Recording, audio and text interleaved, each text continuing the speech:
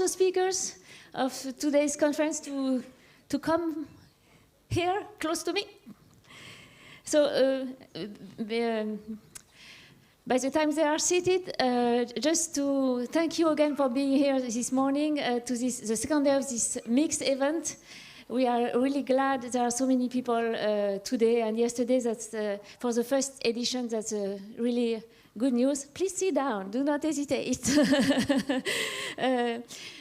Two things. First, one really important. It worked yesterday, so I'm going to try to make it work again this morning. Mixed as a partnership with UNICEF. They are taking care of the cloakroom, and as you may guess, they act and they're really active at that time to help the Ukrainian children. So please, even if you don't have a big coat or anything, please do not hesitate to go to the cloakroom and leave something for the Ukrainian children. And thanks for the UNICEF for what they are doing. This is said. Second thing, as you may see, there is maybe one seat that there is nobody because there is a Ukrainian crisis and there is also the COVID, of course. That's good time. So Eric Bourdon from Vika is sick. He's really sick, and he accepted to intervene in a remote. So to continue on the good news, we have a technical problem with image, so we will try to have him on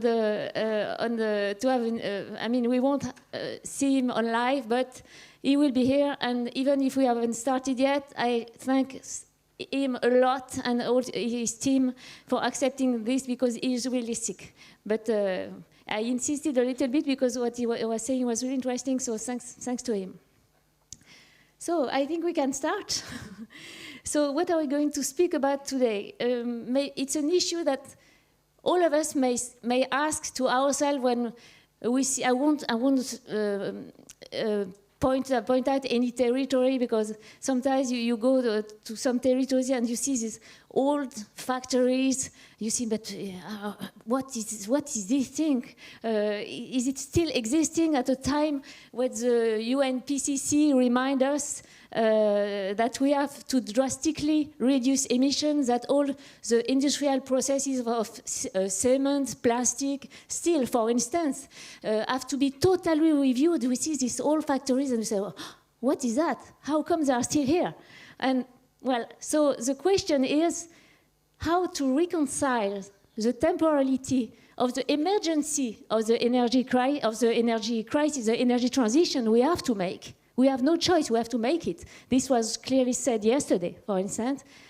And the industrial reality, the fact that we cannot take these old factories saying like this and say, hey, please modernize, do it in 1 week, please, because the regulation is here. You have no choice. Please change everything, but please do not destroy any job, because you are French, you have a responsibility.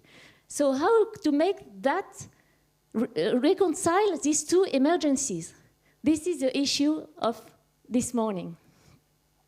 To answer this tricky question, so we'll have Eric Bourdon from Vika. So I'll start with him because I hope he's here.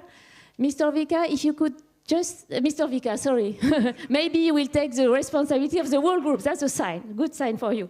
If you could just, Mr. Bourdon, if you could just say good morning, would be great.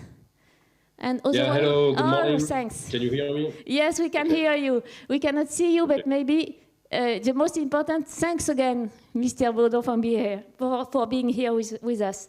We will let you go before the end, as I promised to your team, otherwise they are going to kill me.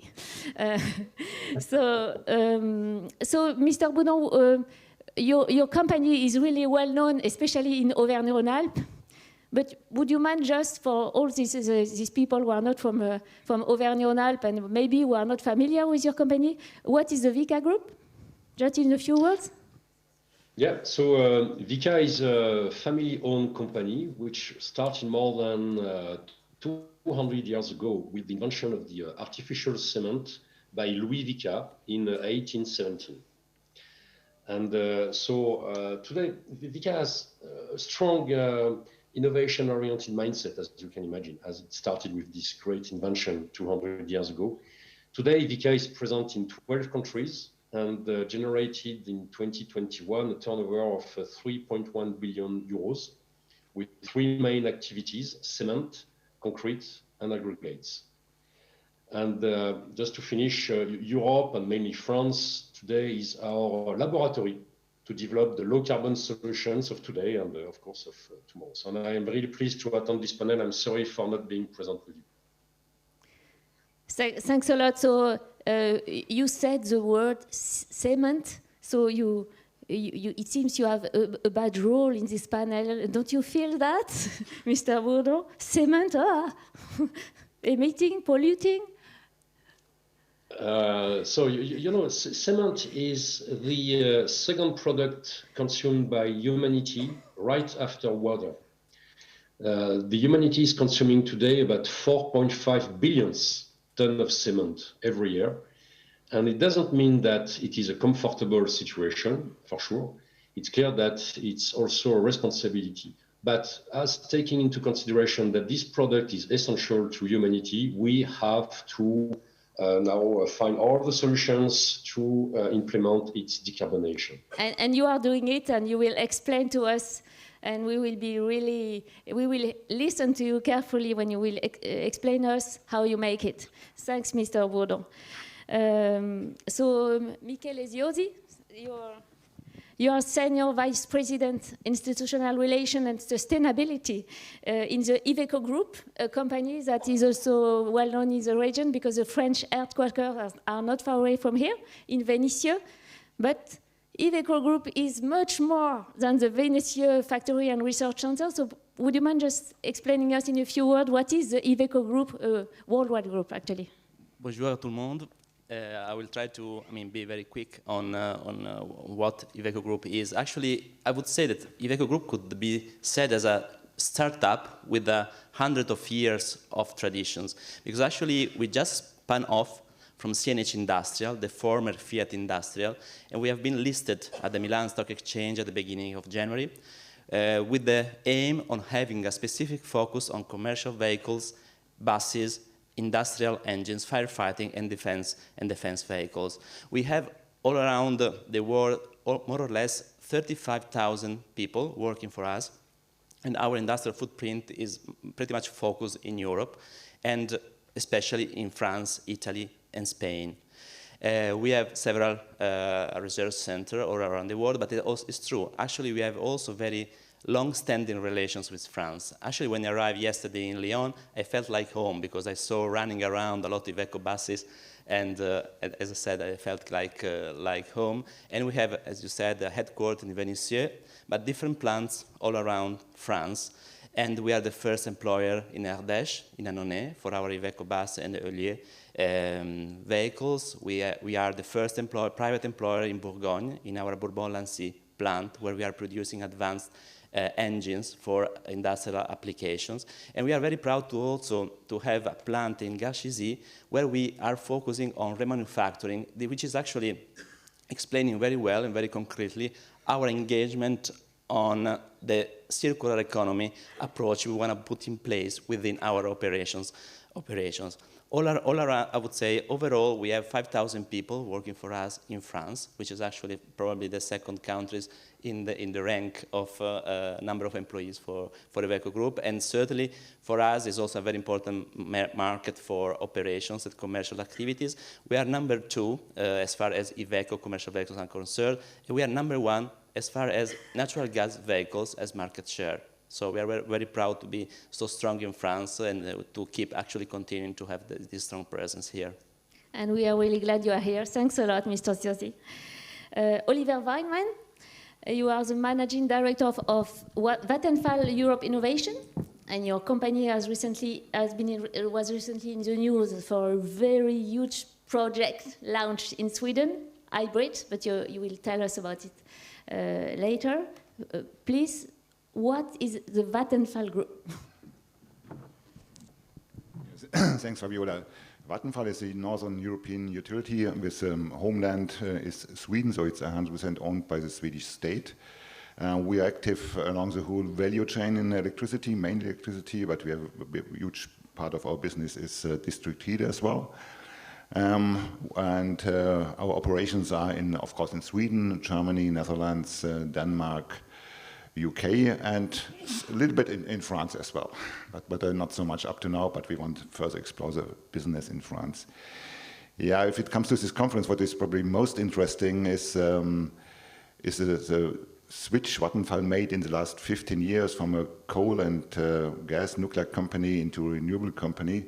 So today, 80% of our new investments is renewable. It's mainly wind offshore. We are number 2 in Europe in wind offshore. And our investment portfolio for the next years is some 20 billion euros, especially in wind offshore. So we are really committed to the energy transition. Wind offshore, can I ask you, because I heard yesterday, and if I'm wrong, please do not hesitate to correct me, I heard yesterday that France had its the first windmill offshore, and you are saying that you are the leader, I mean, you are really active in wind offshore, so please, where do you put them so we can take example? Yeah, maybe. We applied for a tender in France, in Dunkirk, but unfortunately we didn't win this one. Maybe an example, when we started with offshore, and we built the first one some 12 years ago in Germany, the first real offshore wind farm, and this was extremely expensive, and the generation costs around 300 euros per megawatt hour. Today we have a huge new plant which is under construction right now in the Netherlands. It's called Hollandse Kust Zuid. It's 1.4 gigawatt offshore wind farm, and this one is subsidy free. So we made a very good journey in the last years to come from a very expensive generation of renewables to subsidy free, and I guess this should be the goal for all the technology we are developing in the frame of the energy transition. Yeah, I wonder if the first one we have are subsidies, but this could be an interesting point of we can speak later on about the role of public subsidy maybe at the beginning of to help a new technology to emerge. Thanks, Oliver. Laurent Bataille, you're the president of Schneider Electric in France. Now, I'm sure if I ask the audience who knows Schneider Electric, everybody will say, I know Schneider Electric, of course. But if I asked each of us, and I'm included in this us, can you explain to me exactly what Schneider Electric is doing? The result won't be that good. Please help us. D'accord. Bonjour. So indeed, Schneider is a French company. I will start with our mission.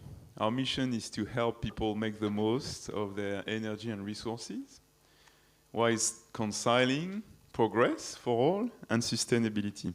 I insist on that because really our motto is to say we need economic growth and development.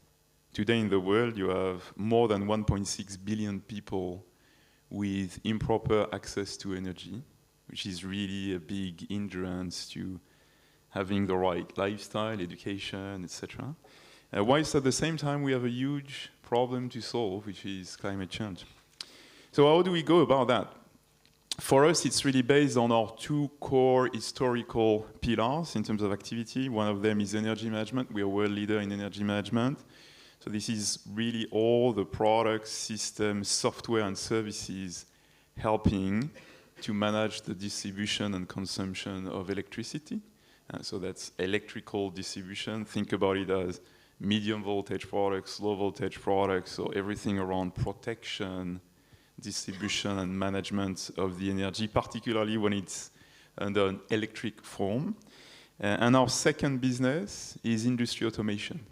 So that's all the automation typically of manufacturing shop floors in the industrial domain. You know, we started with what we call traditional automation, which is about PLCs, first level of smarts, and more it's about software and digital. So, of course, our big focus, and I guess that's going to be part of the discussion here, is about energy efficiency. We don't produce energy, we really help people make the most of it, and we're absolutely convinced it's a big part of the solution. Schneider is a 130,000 people strong company, quite international. We are very present in Asia, in North America. Europe is our third continent, actually. Wow. And you will explain to us how make the most of this this energy, and efficiency was a really a key point yesterday during the debates also, and the need, maybe there was strong debate also between those who were focusing like you on the need that people will grow, so we will need to do something, and we cannot make all the planet on a degrowth way. That won't be accepted, especially in countries that don't have any energy. Anyway, so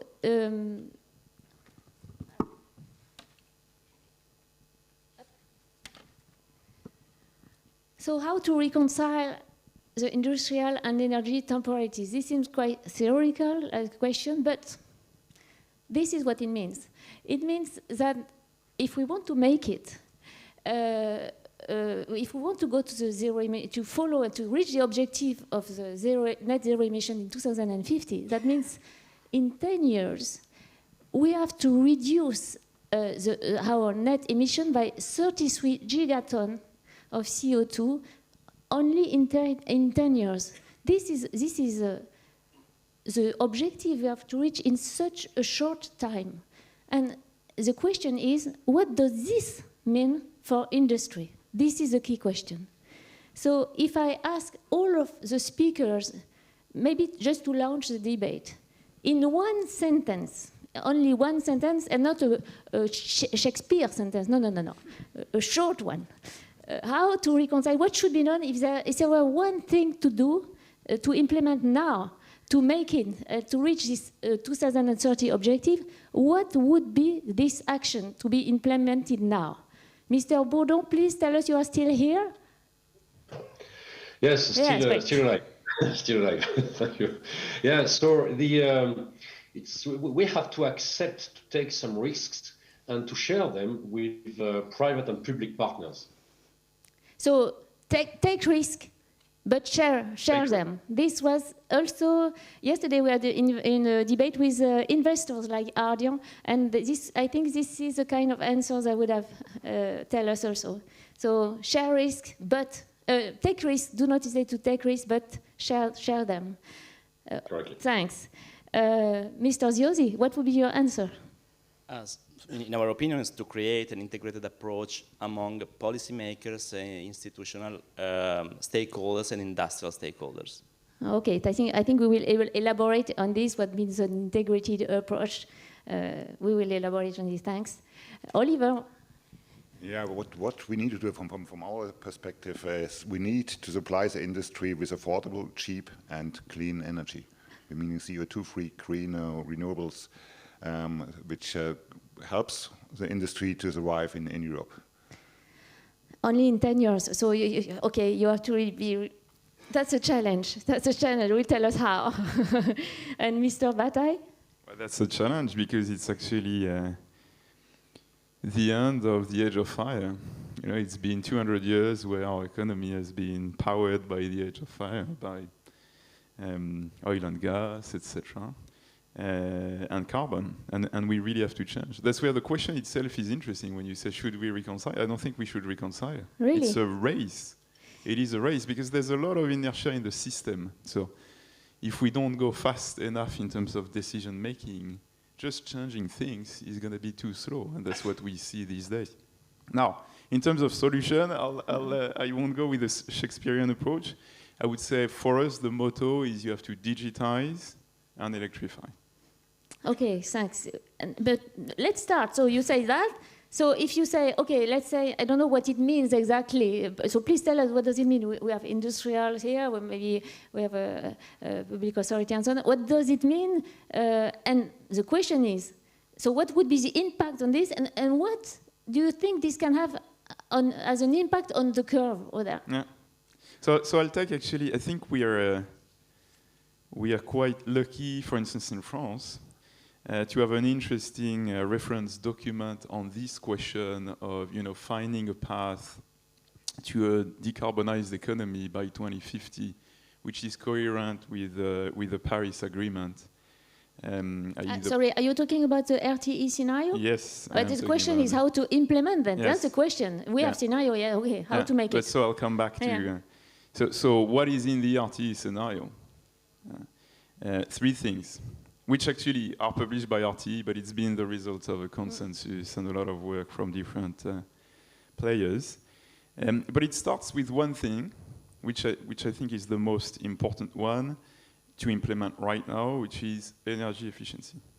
Okay, it is saying if we want to reach zero carbon economy by 2050, we need at least 40% energy efficiency in the system. Okay, so it means we need to consume less energy for the typical same economic output. How do we go about that? Okay, so that's a very fair question. The second point of the scenarios are about electrification. It's about electrifying a few core key usages of our economy. Industry, it's the biggest one in terms of transformation. That's what we are talking about here. The second is transportation. The third one is actually the building market, particularly when it comes to heating, which is the biggest energy consumption in buildings. And of course, the third question, and I think it's probably dear to your heart, is all the conversation about the electricity mix and generation. Should we go with nuclear, renewables, wind, offshore? We won't speak about this going nuclear now. But that's the third point here. So now, when it comes to the first one, which is energy efficiency, yes, we have a pretty big task in front of us, but which is fundamental, and it's about saving energy for the same economic output. We have a lot of solutions that today exist that are not fully implemented or implemented at mass scale. Okay, and sometimes people think of them as being very complex solutions, but they're not. The first level of automation is just having small sensors that detect whether there is presence in a building and actually act accordingly in terms of lighting, ventilation, temperature control. So it can start in a very simple manner. If you turn to the industry market, many of you have heard of variable speed drives. A lot of the processes we have in industry are based on motors. And actually, many of them are extremely inefficient, but you have relatively well-known technology to drive them with much more efficiency. Today, worldwide, 2/3 of the potential of energy savings linked to variable speed drives, which is a technology that dates back, 20 years, is still up for grab. But why? Is it too expensive? No. Maybe you cannot put it in all industry, in these all factories. What is the reason? I think there's when it comes back to your first question, which is what should we really do differently? I think it first starts with being obsessed with decarbonizing our economy.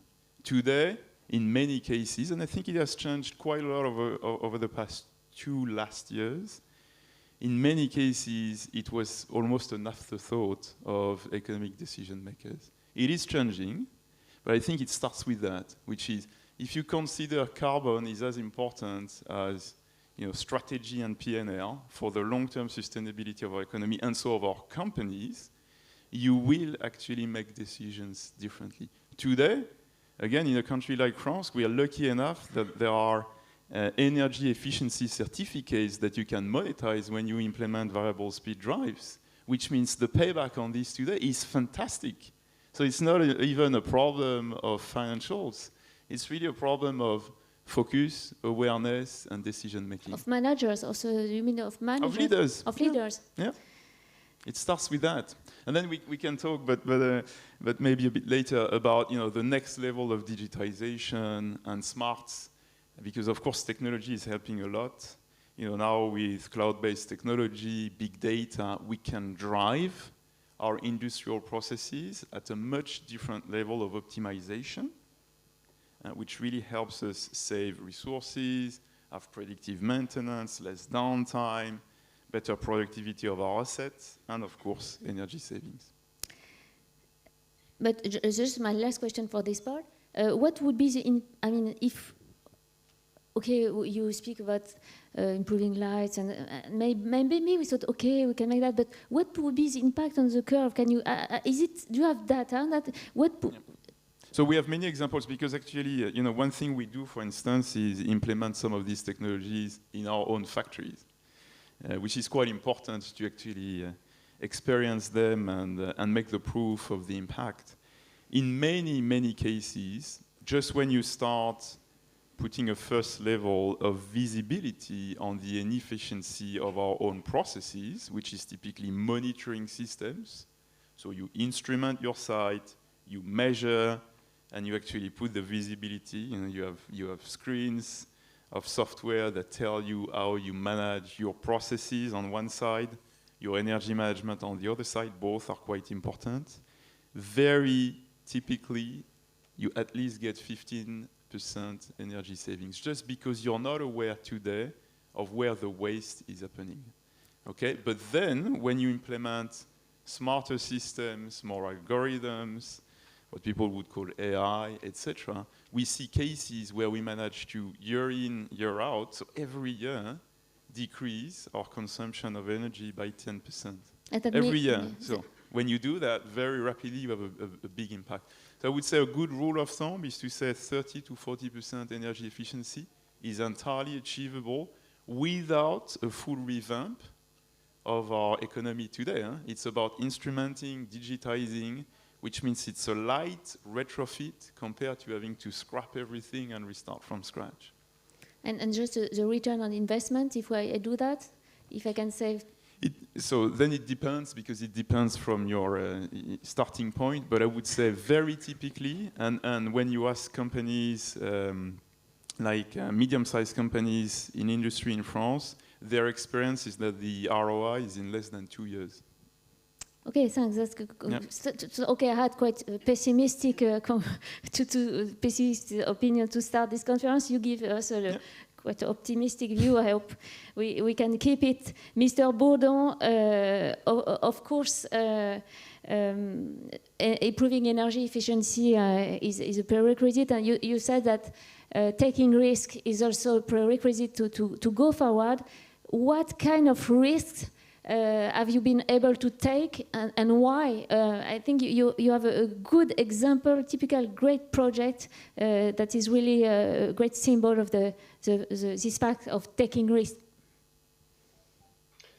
Yeah, before answering to this risk management, I want to say that I agree fully with what has been said by Laurent. It's clear that we need a strong mindset of the management to address this challenge. This is very clear,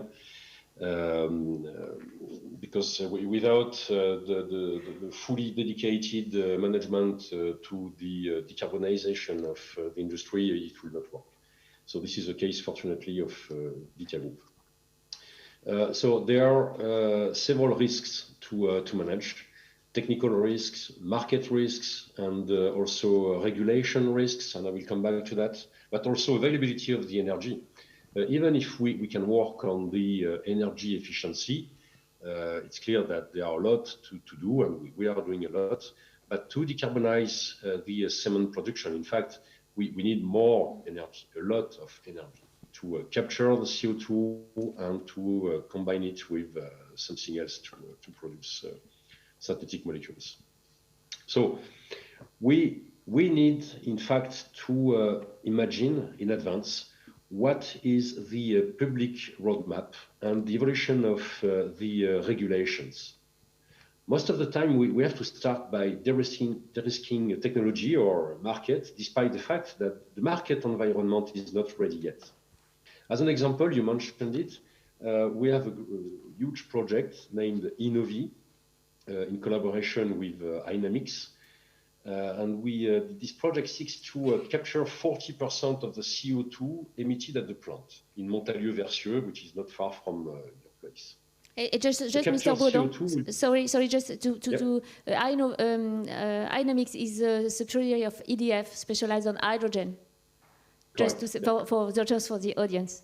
Sorry. Yes, correct. And so so the captured CO2 at the plant stack will be used together with low carbon hydrogen, which will be also produced on site. And CO2, the captured CO2 and the produced on site hydrogen will be combined together to produce a low carbon synthetic methanol. But today, we want to do this project, and we are really keen to do it together with our partner, so Dynamics, subsidiary of EDF. But there are two main topics related to the regulation that should prevent us to start this project, even if it makes sense. As an example, the definition of low carbon hydrogen is not clear today.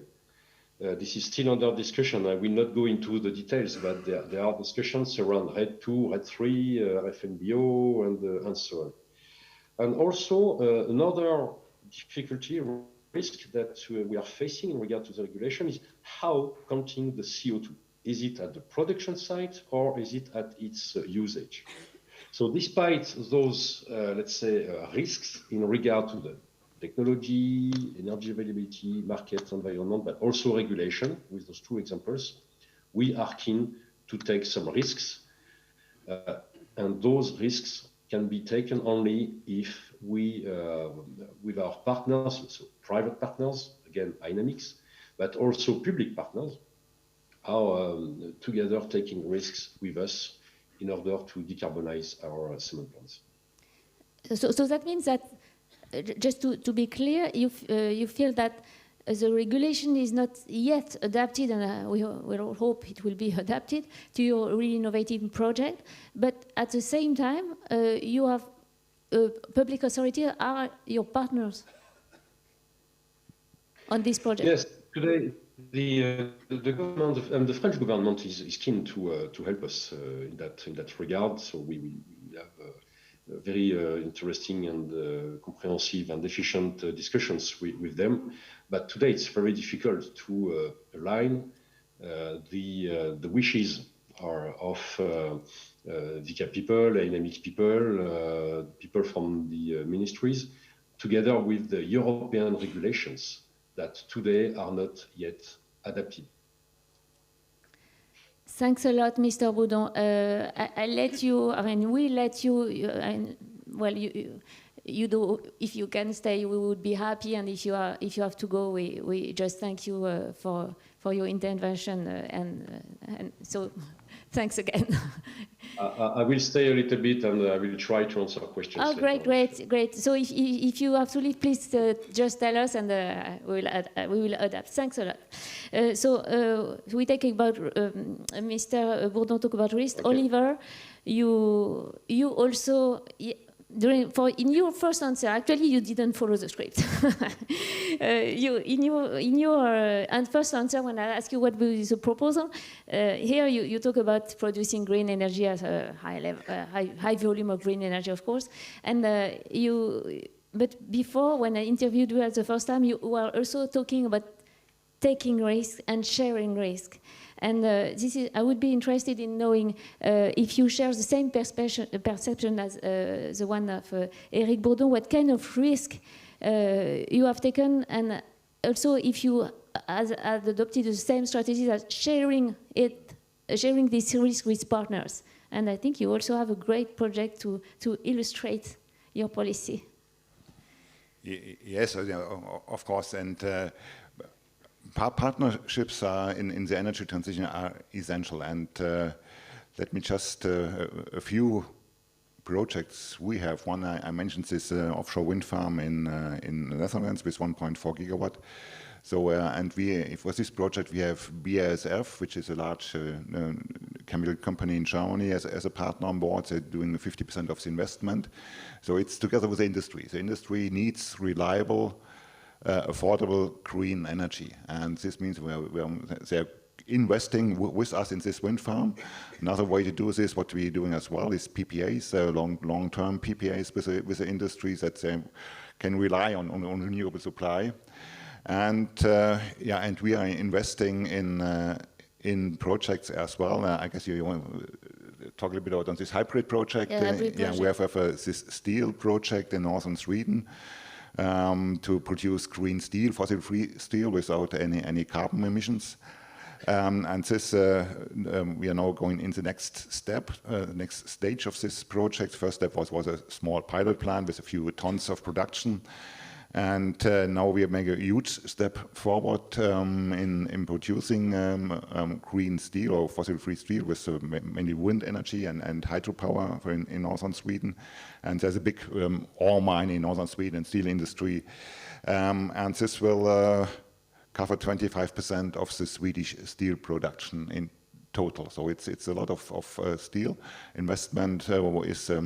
or we need to invest in a 500 megawatt electrolyzer. This is a really large-scale industrial project, what we are doing. And it's, again, together with the industry. It's not only Vattenfall, it's SSAB, which is a Swedish steel company, and LKAB, which is a mining company in northern Sweden. So it's a big partnership project as well.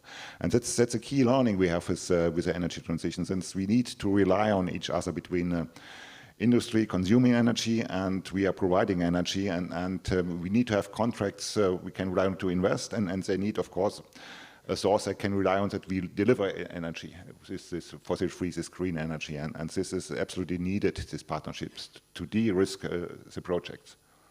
Is it just because you told about a partnership with an actor on the steel and notably on the steel? Is it a greenfield project? Do you have to destroy everything and start a new thing, or did you adapt it the existing old factories? No, it's I'm not familiar. You are all with the steel industry. It's mainly today it's blast furnaces. So it's using coke to produce steel. So this is 95% of steel production in Europe, and coke is of course a lot of CO2 emission, and 10% of the Swedish CO2 emissions are from steel production. 8% in Germany are from steel production of CO2 emissions. So it's a big chunk of CO2 emissions is coming from the steel industry, and the process needs to be completely new, or it's new. It has been developed. It's direct reduction of steel with hydrogen in this case. So we need hydrogen to implement this new process, and it has to be completely new built. And there's a lot of pressure. We feel this pressure from the steel industry to go more green. So it's, for example, Germany. It's 50% of the blast furnace needs to be new built in the next 8 years. So 50% of the capacity of steel industry in Germany, and this is one fourth of the European steel industry, and the investment is for 40 years. So if you build a new furnace from the steel manufacturer, this needs to run for 40 years. And they are not sure what will happen in the next 10 years, 20 years with the CO2 regulation and so on. And maybe they have a stranded investment if they still invest in these blast furnaces. So there's a huge pressure from the steel industry to go green. For the steel industry, but just we imagine that if you decide they decide they want to produce green, at the end the steel is more expensive. Right. So how can you make it? Have you been invented a new business model so that your green steel is okay and can be sold to the same consumers? You have to find new consumers. How does it work? How can we make it on all steel industry? Yeah, that's a very good point. So it's how can we save the industry in Europe? And of course, it's this few measurements we need to help the industry a little bit in the beginning with subsidies. We can talk a lot on subsidies, but I guess we will need this in the steel industry. And what's discussed here is this contract for difference regime. We have renewables already in place in many countries. This could help, and of course, what imports of steel which are not fossil-free or CO2-free could be taxed more, and a lot of measures can be taken to help this development. We are not an expert on steel, but if I go to hydrogen, it's and which is a core element we need for this green steel production. Hydrogen is today more expensive, more doubled or 3 times more expensive than grey hydrogen produced from natural gas. Natural gas prices are increasing, so it's better right now. But we are quite sure that will be competitive in 10 years from now with green compared to gray hydrogen. But this 10 years is still a journey, and it's a bumpy journey, and it's not easy. And this we need to do together not only with industrial partners but with the governments as well. So we need the right regulation in place to accelerate the development. And yeah, sorry to say, I don't like so much subsidies, but we need subsidies in the beginning as well. But we need to phase it out over the years, as we did with offshore wind. This was heavily subsidized in the very beginning. Today we are subsidy free, and we need this kind of story. But we have to start. We have to make the first big projects, and for this Swedish project, we are getting 140 million euros from European Commission in this innovation fund. So just to help to start the development. Thanks. Also, the important thing is that maybe that subsidies are good in a short-term point of view, because yeah, otherwise, course, but not forever. This will not fly. But to get things started, it's needed. Yeah. And we speak about regulation after. Michele Ziosi, so you have another.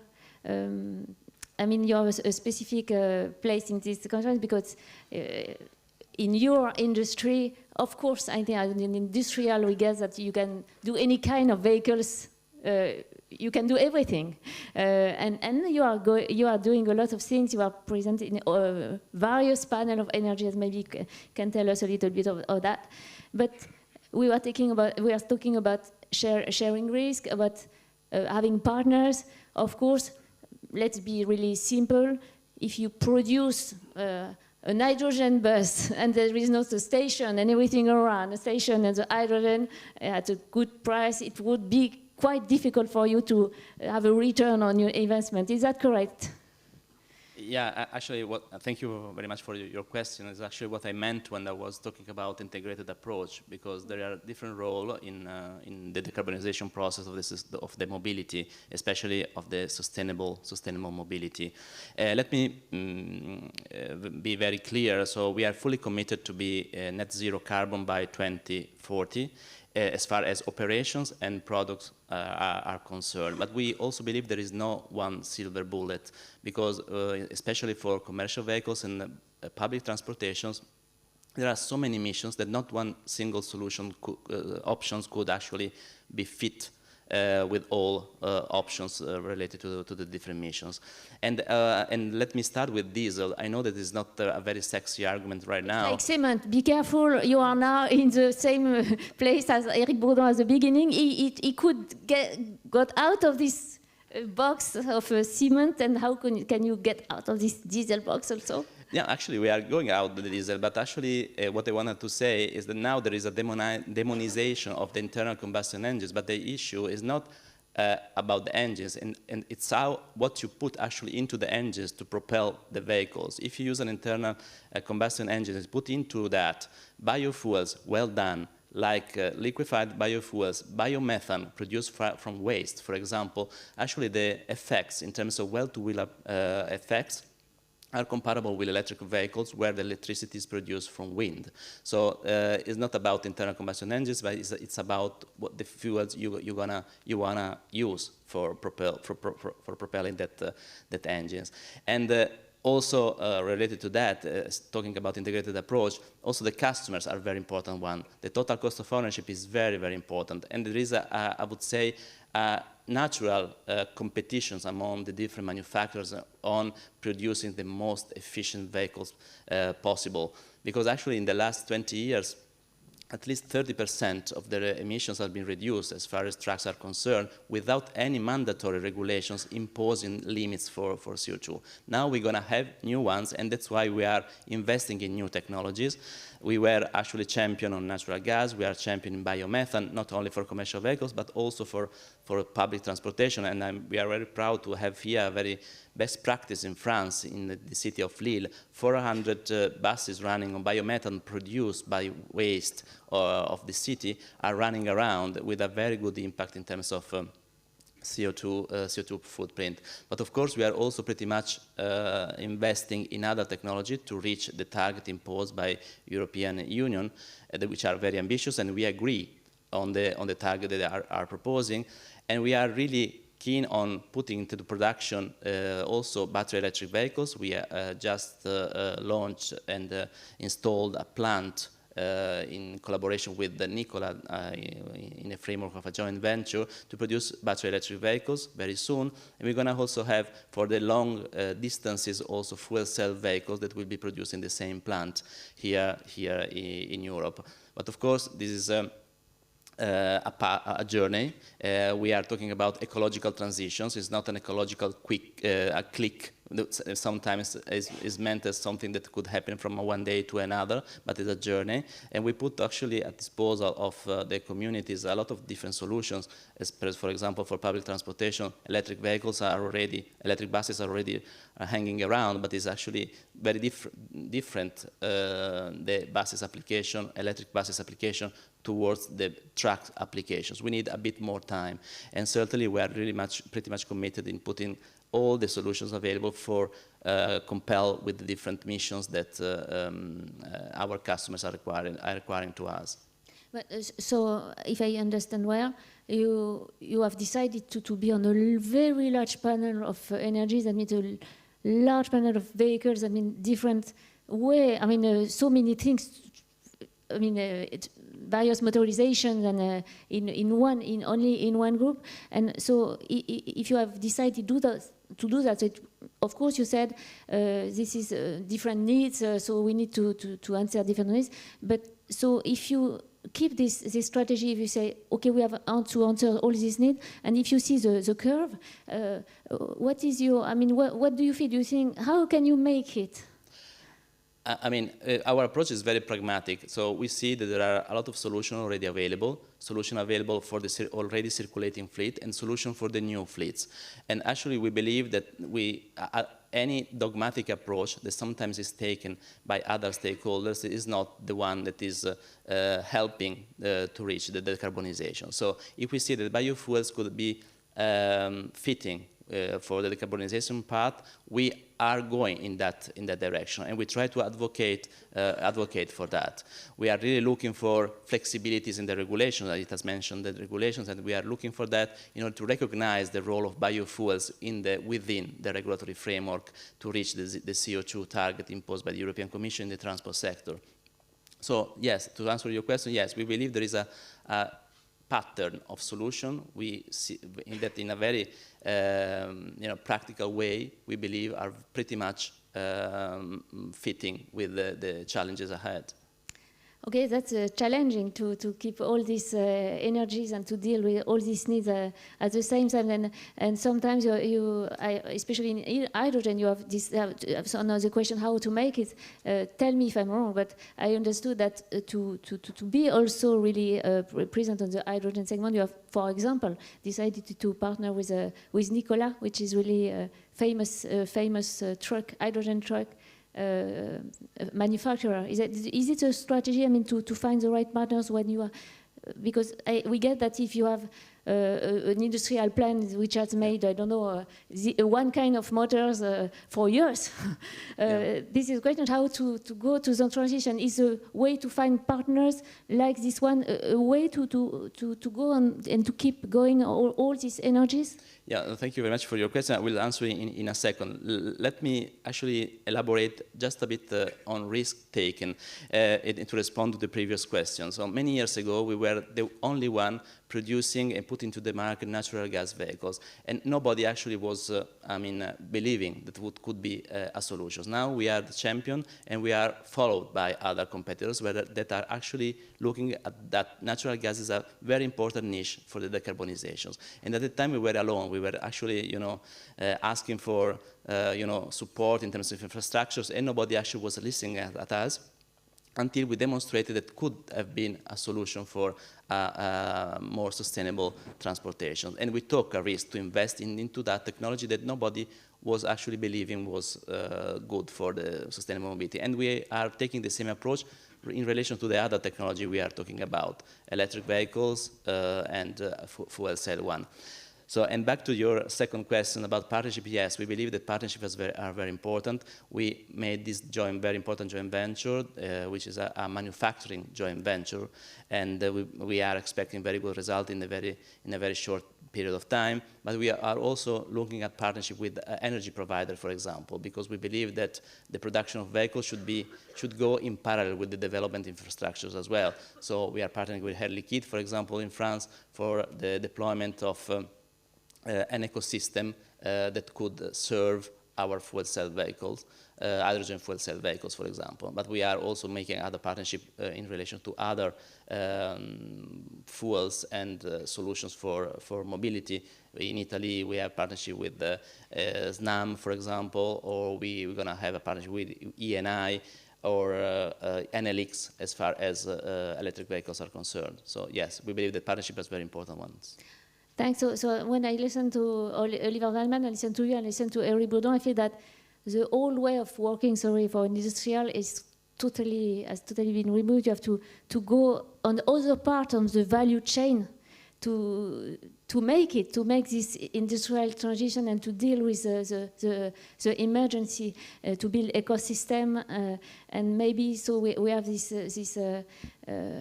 issue about regulation, and we'll have to we take some time to speak about that. But just one question before to you, Laurent Bataille. Michele Eziosi was talking about the need to deal with all these energies, and you told me that also, even if you, even in your job, when you try, sometimes you try to reconcile all these energies on a territory to serve. You are really out of your traditional job, isn't it? Yeah, I think it's first I like very much the pragmatism because I think indeed. There's a lot of different technologies we need to leverage. The second thing that was mentioned, which is really partnerships, because there's a level of risk taking, is quite important. And you might say, why are we doing things so differently from the past? It's just because the scale of retooling our economy for this low carbon world is so huge that we have to do everything. So there's no silver bullet. You have to do a lot of different things, and it challenges companies in terms of their technology understanding, their ability to implement solutions, hence these partnerships.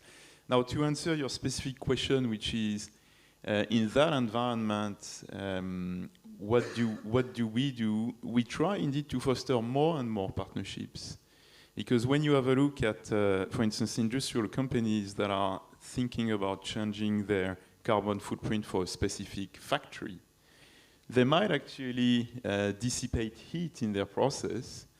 And in the past, people might actually let that go to waste. More and more in the future, you're going to have to think about your ecosystem and say, can I use that heat to actually be used in, I don't know, collective residential housing right next door, etc., etc. You see a lot of that in the Nordics, for instance.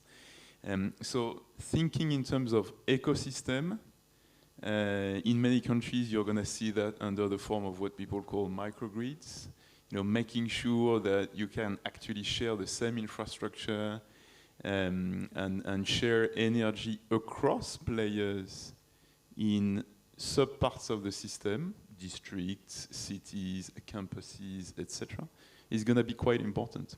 So yes, it challenges all of us to be less, self-centered and organize ecosystem for things to actually work better.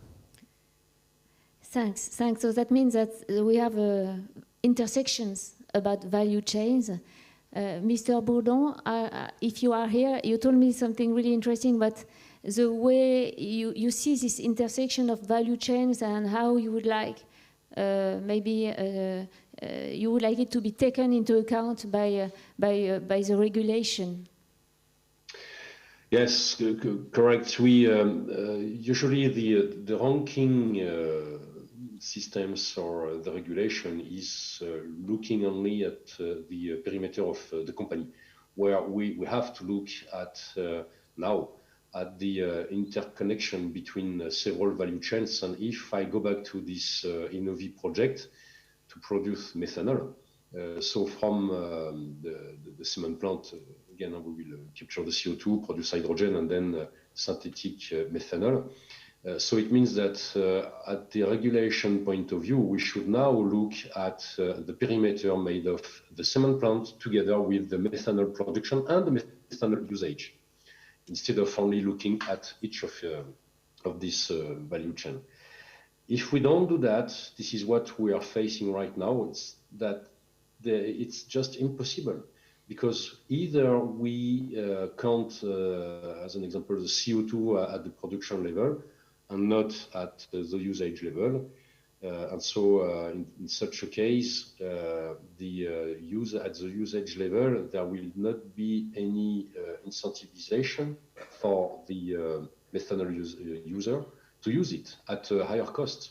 So this is why we have really to work together with the public, with the governments, and also at the European Commission, in order to see how to count the CO2 which is emitted and used, the fatal CO2 which is captured and used, and also how to incentivize all the actors of the different value chains in order to make it happen. If not, nothing will happen and everything will stay as it is now.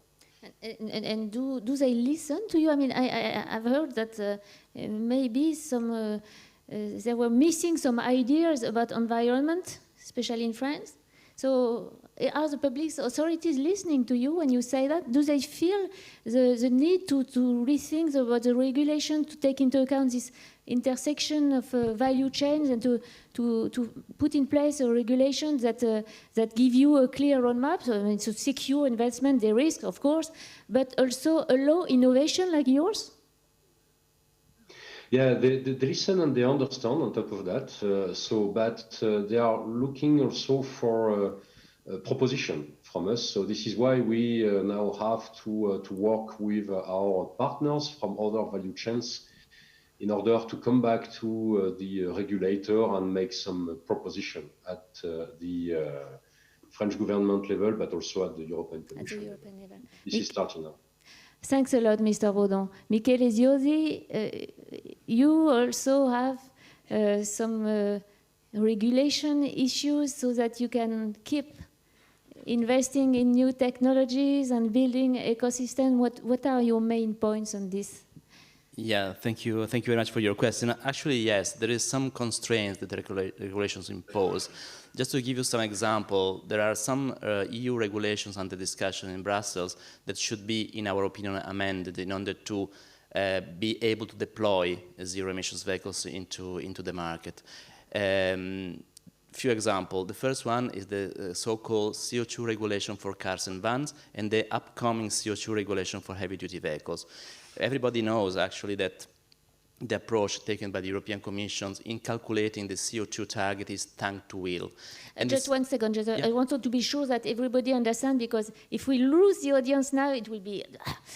Do you know this? What does it mean, the tank to wheel? And do you know? Please, if all people who know, please raise your hand. Okay, I think it would be great if you can give a small explanation of what it means. Yeah. When the so-called well-to-wheel approach, and when you when you calculate the CO2 emission of the whole cycle, so from the well to wheel, and the tank to wheel is just considering one part of the emission path from the from the usage onwards. So it's just calculating what the vehicles is emitting, not the all energy used to produce the fuels that they use for propelling the vehicles. This is basically what tank to wheel and well to wheel means. Yeah, and for just to give an example, maybe if you. And I really totally support hydrogen. I'm deeply involved in hydrogen, just to be clear. But if you take a vehicle using hydrogen, if you use grey hydrogen, of course, if you take only the tank-to-wheel approach, it will be zero emission. If you take the whole cycle, if you take into consideration the grey hydrogen, it won't be that good. That's why we have to go to green hydrogen, as Oliver said. Yeah. Okay, but sorry. On the other side, for example, biomethane, if you consider tank to wheel, is compared to diesel. If you consider well to wheel, is compared to the best electric vehicles. So in that sense, we would like the European Commission to consider some flexibilities. So keeping the CO2 regulations as such, tank to wheel, but considering some flexibility to award the role of biofuels into that regulations, because actually the most important thing is the result, the final outcome of the impact of the CO2 into our planets is not just limited to this, the regulation itself. So this is one example I wanted to share with you as far as regulations, constraints of regulations that we are seeing. And there is also some important regulations ongoing under discussion, the so-called revision of the alternative fuels infrastructure deployment, which the European Commission released a few months ago, is very much looking into of the development of alternative fuel stations all around for zero-emission vehicles all around Europe, a network to refill and recharge vehicles, and is under debate. And so far we see a very good proposal of European Commission, some very good proposal from members of the Parliament, but some reluctancy coming from some member states, especially in the Eastern Europe, and of course for our transportation is not just limited in one member state, but all around Europe, but for very good reasons. So they are running out of money because of COVID, because of the ongoing war, so they have to save some money, and maybe they will actually jeopardize the deployment of alternative fuels infrastructures, and which is actually bad. In that sense, we would like to have as a final outcome a good compromise in order to let our final customers of hydrogen vehicles, electric vehicles, and biofuels vehicles, and natural gas vehicles as well, be able to refill and to recharge their vehicles all around Europe in a very harmonized way. This is some constraints we see in terms of regulation. And the very last one, there are some regulations, pretty much technical one, related to the so-called mass dimension of vehicles with technical constraints about the dimension and the mass of the different vehicles, which are not applying anymore, are not fitting anymore with the new technologies, because the mass of the conventional vehicles is not the same of the new one with huge batteries, with a huge fuel cell. So we really are looking, and we are really advocating European legislation to make the new regulations actually more conforming to the new requirement of the vehicles.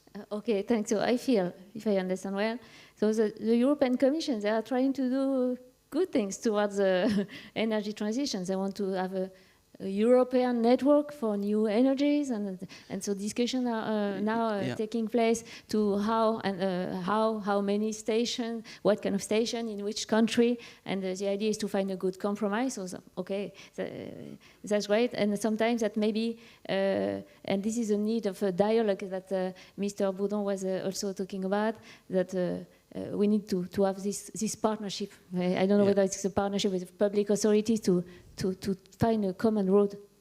If I may just add, I mean, you're right, and I think a European legislator is doing a good job in terms of enlarging their scope and putting together the different stakeholders through alliances on hydrogen, on biofuels. So they are actually understanding how important it is to have all stakeholders together to discuss and to find common solutions for the sustainable mobility. Thanks a lot. And Oliver, do you have some special points? Would you if you had something to ask to the European Commission, what would it be? Yeah, if it comes to regulation, it's one thing which really hurts us as investors right now, and this is RED 2 and hydrogen. Maybe for the audience who's not so familiar, RED 2 is a Renewable Energy Directive of the European Commission, and it's the regulation around renewables, but as well on the production of hydrogen. And there's a current discussion ongoing, what kind of renewables are we allowed to use to produce hydrogen. This is on additionality, so you have to build a new renewable facility to produce hydrogen, and synchronicity, that it has to produce at the same time when it's enough wind power It's that it only be local, and this is blocking. This discussion is blocking a lot of investments right now. So that's the big thing, and a few things will not fly if we want to ramp up hydrogen quite fast. And if you're looking in the landscape of projects, it's gigawatts planned in Germany, in Netherlands, France, everywhere to run on renewables. And this can be done quite fast, 2-3 years. We need to build an electrolyzer. If we build a new wind farm, this will take, an offshore farm, this will take 8 years. So if we just stick to this additionality criteria for producing hydrogen with renewables, nothing will happen in the next 8 years, since we need this if we have to deploy at the same time a wind farm. So this is what we should get rid of this discussion. We need this market ramp up right now. And if we are too strict in this regulation on this additionality and synchronicity and locality, nothing will happen in the next years. And this is a discussion which is now ongoing since 3 or 4 years. We all have our plans on gigawatt investments in our companies, but we are struggling for an FID, since we don't know what exact kind of energy we can use to produce hydrogen. I think I feel there is quite a contradiction. There is a climate emergency, energy crisis, really emergency. We have to go fast. We're late, and then you are. I mean, I think there's a kind of gap between the emergency we have and the rhythm that we have, and the kind of signals of rhythm we receive from the. We are not here to criticize Europe, and as I said, they are really willing. But to say, like, public authority in general, like administration in general, we have this emergency, and the rhythm that I feel they give you is not really adapted to this emergency. Yes, but if it comes to hydrogen, of course, we have to face that there's still opposition towards hydrogen. It's wasting energy, and it's not so efficient, and blah, blah, blah. And there are still some stakeholders streaming from this all-electric society. Everything will be done with electrons. This was what we assumed a few years ago as well. We are electric utility, but we learned to make energy transition a real success story. You need not only green electrons, you need green molecules as well. Otherwise, and what we did up to now, it's only decarbonization of the electricity system, and the whole gas and oil system has not been decarbonized. And so for this, we need hydrogen. Otherwise, this is not going to fly. And we, as you said, we need to hurry up. We cannot waste time with endless discussions. Should I build a new windmill close to the electrolyzer? Otherwise, you cannot produce hydrogen with electrolyzer. It's not going to work. Thanks a lot, Oliver. So if I try to make a conclusion, and please tell me if I forget something. We can make it. We can reconcile this temporality, even if it's in course a race. Sorry, but this implies we have to put in place new business model and new kind of partnership with sometimes intersections with other part of the value chain that we haven't been used to do it, and even the public authorities are not used to dealing with that. And so we have to find a common road really quickly, because with this public authority and with this other industrial to put all the scheme in place, so we can make it and follow the curve. Is that correct?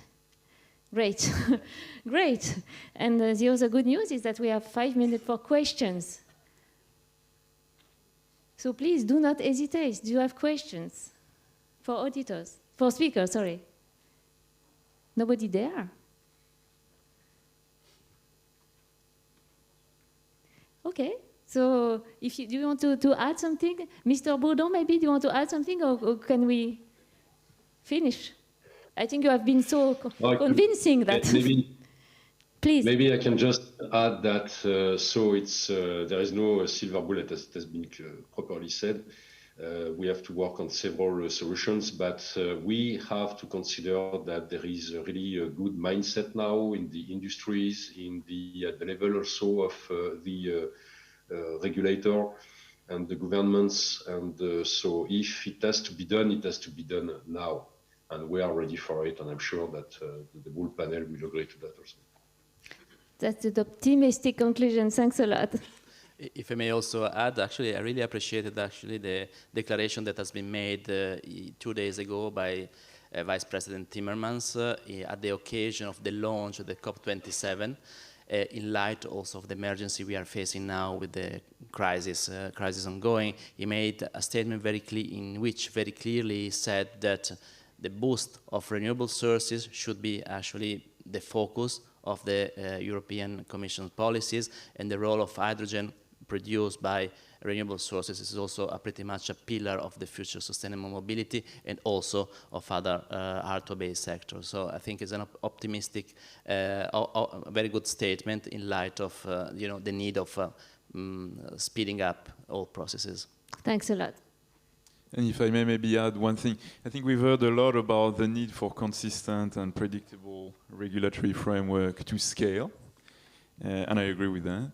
But I think we also see a lot of players today making decisions to get on the journey of transformation. You know, we were talking about green steel, you've heard about Arcelor doing their transformation in Dunkirk, etc. So there's a lot of companies already getting on the journey. For me, there's a number of no-regret moves, we know that.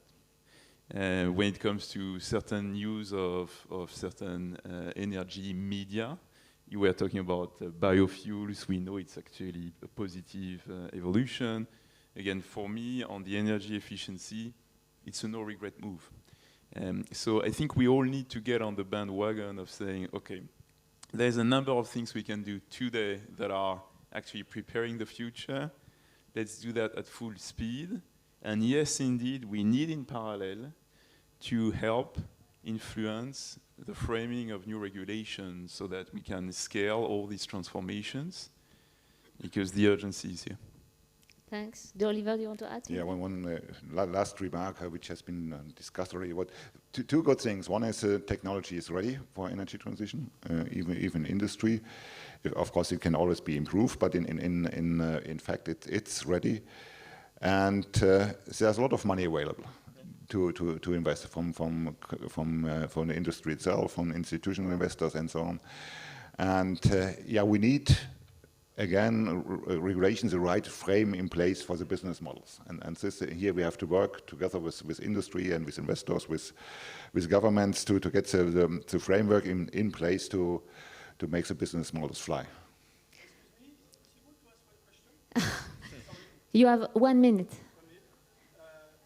I am surprised that we could skip the requirement of temporality, transportation and additionality on electricity sources that should match electrolyzer or any other things with renewable. Of course, if you renew those 3 elements, what will happen is that fossil electricity will do the makeup.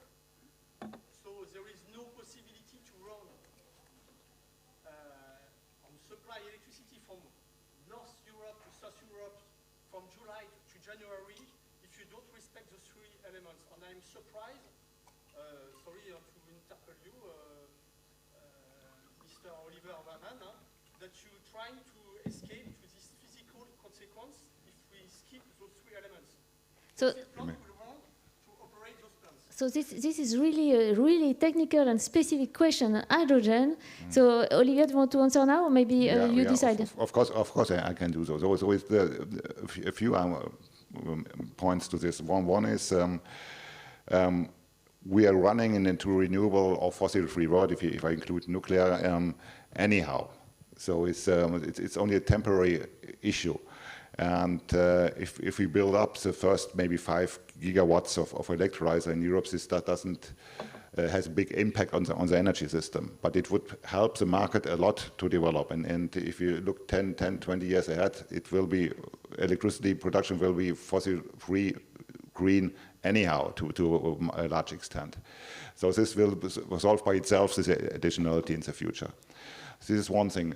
And if we apply this additionality and everything to, why do we only to hydrogen? If you look into electric mobility, if you buy an electric vehicle, Nobody asked you, is there a windmill built for this electric vehicle, or do we switch on a coal power plant again to supply this additional electricity we need for mobility?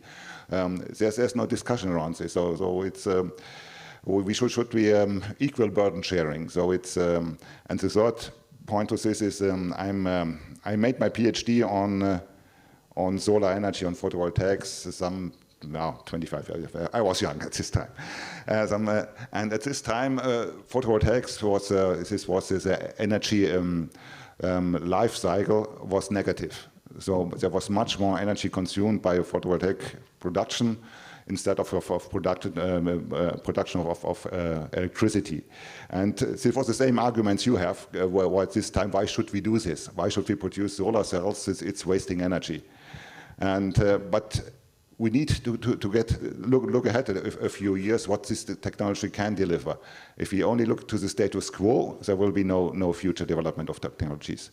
So this is a big challenge. I fully agree, but we should not stop the development just looking into the present status.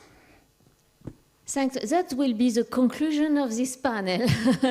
Thanks a lot to all of you. Double thank you, Mr. Bourdon, and thanks to you.